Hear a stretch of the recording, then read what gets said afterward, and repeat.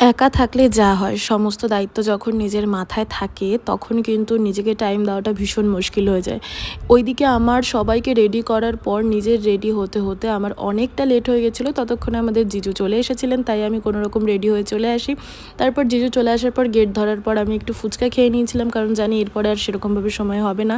তো এখানে বিয়ে শুরু হয়ে গেছিলো, বিয়ের মিডিলেই আমি আর ভাই একটু গিয়ে কোনো রকম ডান্স করে নিয়েছিলাম। সত্যি বলতে বিয়েতে আমি সেরকমভাবে ডান্সও করতে পারিনি।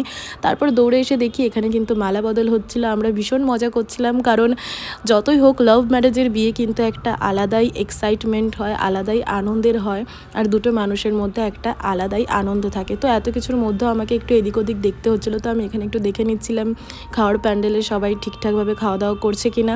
দেন তারপরে আবার চলে আসি বিয়ের মণ্ডপের কাছে, যেখানে এসে দেখি বিয়ে হচ্ছে, আর ওদের দুজনকে কিন্তু বেশ সুন্দর লাগছিল। আর এই সিঁদুর দানটা কিন্তু জিজু বলছিল আমি একাই পারবো, কেউ যেন না আসে।